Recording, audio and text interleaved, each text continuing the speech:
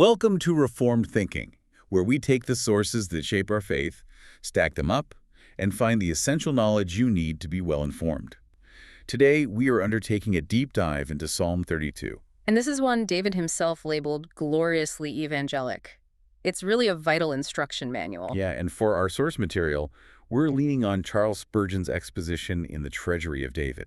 That's right. Our mission today is to unpack David's intense, personal story of sin and forgiveness.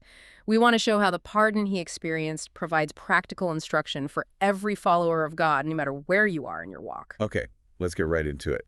So we open with a title that immediately gives us a clue, Maschil. Maschil, yeah. So this isn't just a poem, it's explicitly a didactic psalm.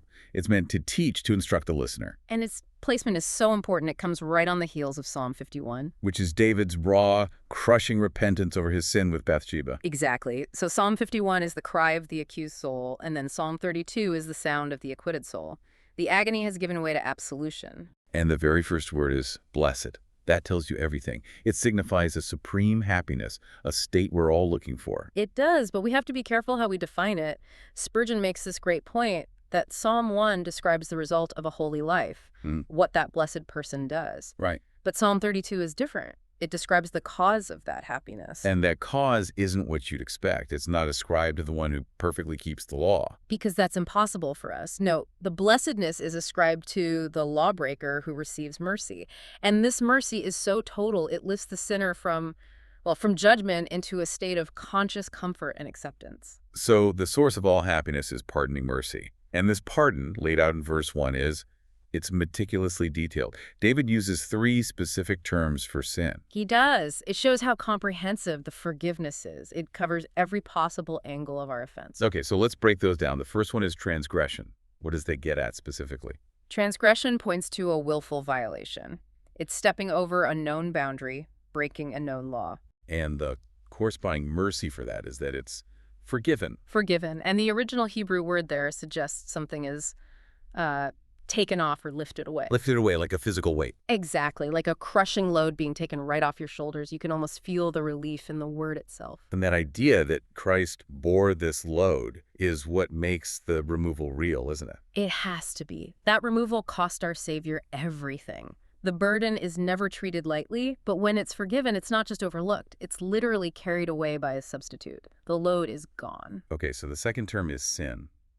This one feels a bit broader.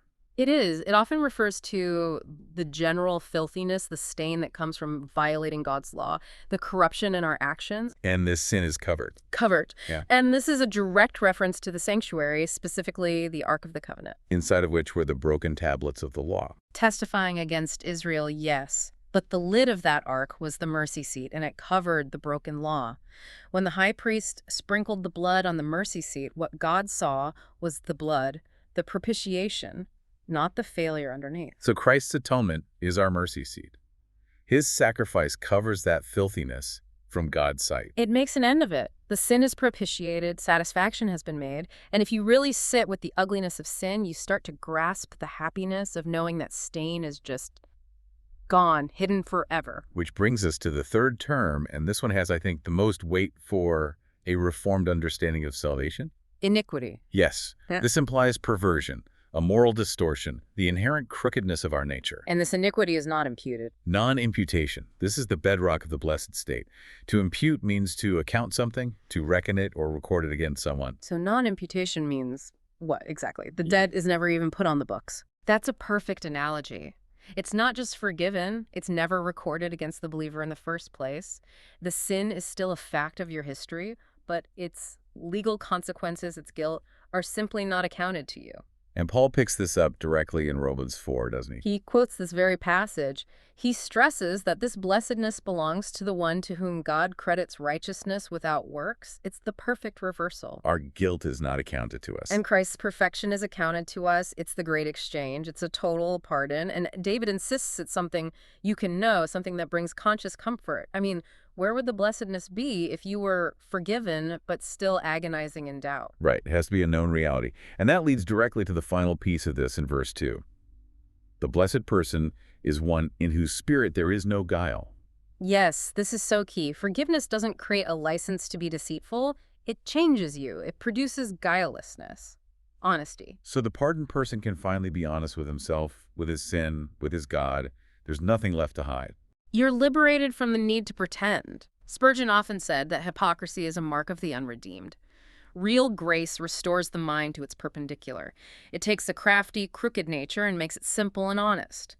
A person with shifty ways is the least likely to have grasped true grace. That's a sobering but essential definition of the pardoned life. So, having laid out what forgiveness looks like, David then switches to his own story. He does. He becomes the teacher by sharing his own terrible experience. This is section 2. The agony of his silence, starting in verse 3. He details the cost of trying to hide his sin, that awful period when he kept silence. He refused to confess. Maybe he hoped it would just fade away. But the silence just brought total devastation. It starts with a physical decay. My bones waxed old. The Hebrew there suggests his deep consuming weakness. The very framework of his body was decaying.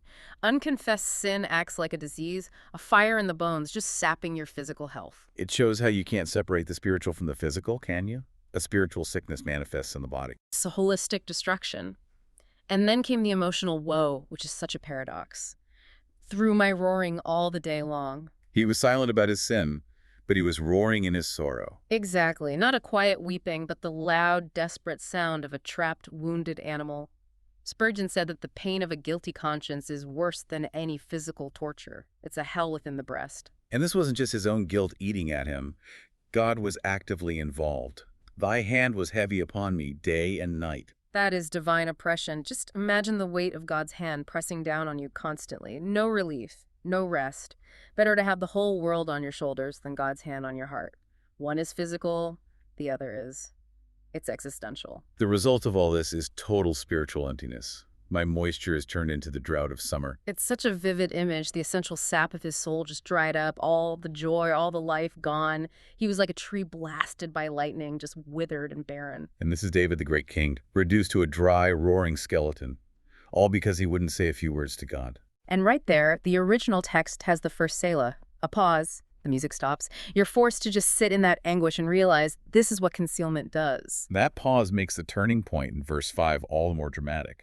He finally decides to confess. The realization hits him. I acknowledged my sin unto thee. And notice how specific he is.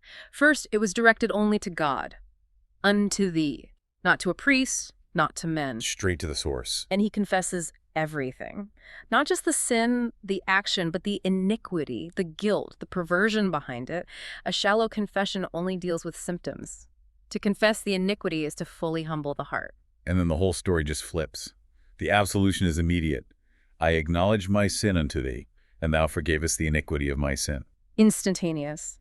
The moment the resolve was made and the words were spoken from the heart, the transaction was done. And Spurgeon points out that the forgiveness went to the very root. Not just the sin, but the iniquity of the sin was put away at once. So it's not just cutting the weed off at the ground. No, the knife of mercy cuts the root system.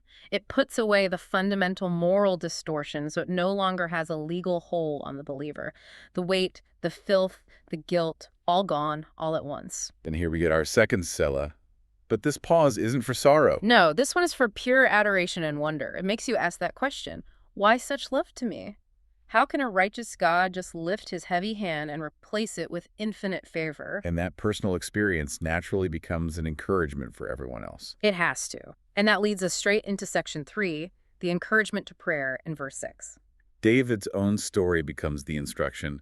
For this shall every one that is godly pray unto thee. Right.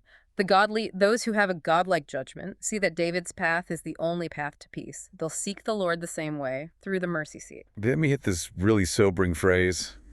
In a time when thou mayest be found. This is a powerful warning against putting it off. God promises pardon now, in the season of grace, but he doesn't promise it tomorrow. The door is open, but it won't be open forever. So what's the risk in waiting? The risk is you miss the chance entirely. You delay, and then the master of the house gets up and shuts the door. Like the foolish virgins, your chance is gone. We have to pray while mercy rules the present hour. Okay, but for those who do pray in that accepted time, the security that follows is, well, it's astonishing. Surely in the floods of great waters they shall not come nigh unto him. This is one of the psalmist's favorite images, the floods of great waters. They represent overwhelming disasters, famine, war, personal sorrow, financial ruin, all the chaos of life. And the praying man is kept safe.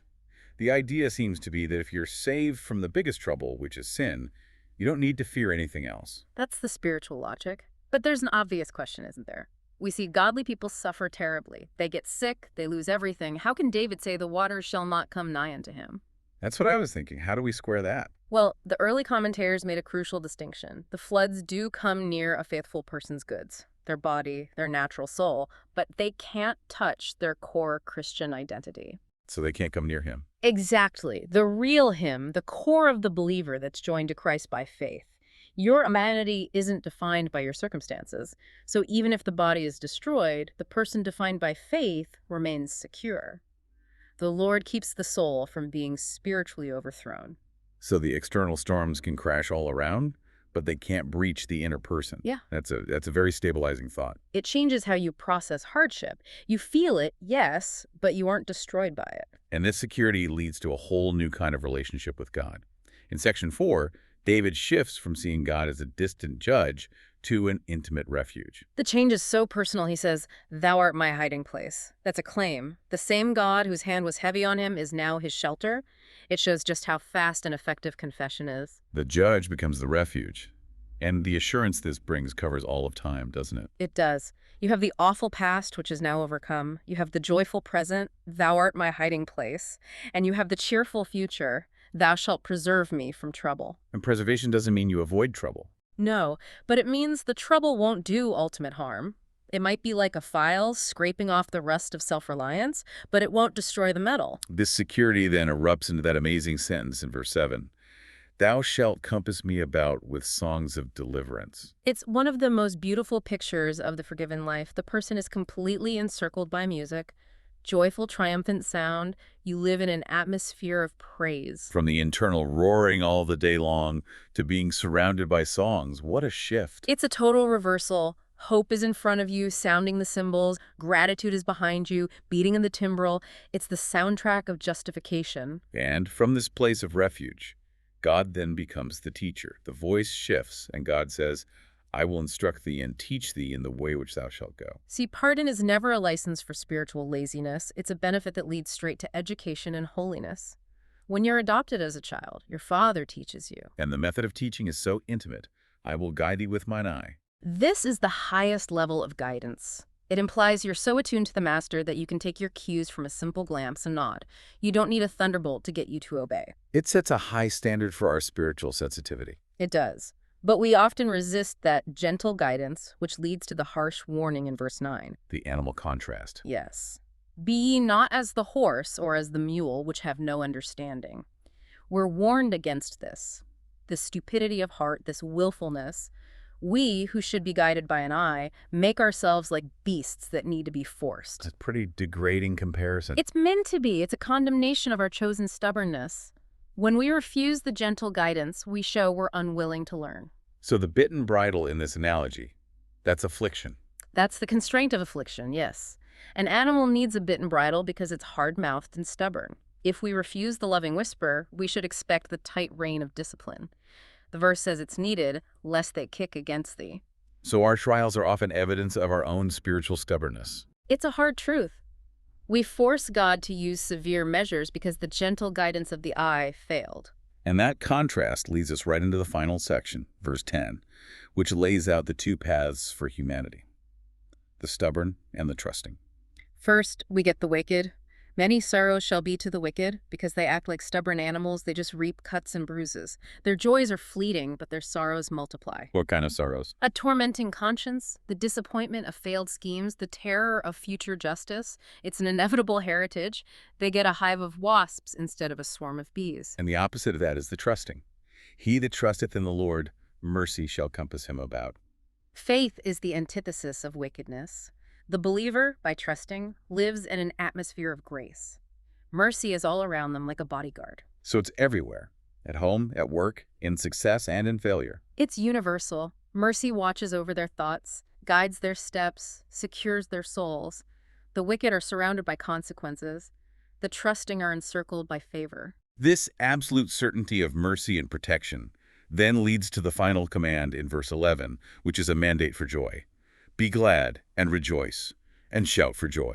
Joy becomes a duty. David is basically saying, look at what you've received. A free, total pardon from the King of Kings. How can you sit there in sadness? Murmuring becomes almost inexcusable. But the joy has to be directed properly. Be glad in the Lord. Crucial point. This keeps it from being shallow or superficial. The joy isn't rooted in your bank account or your health, but in the unchangeable fact that God is yours, reconciled, your Father. That truth alone is enough for a perpetual song. And the expression should be loud. Shout for joy.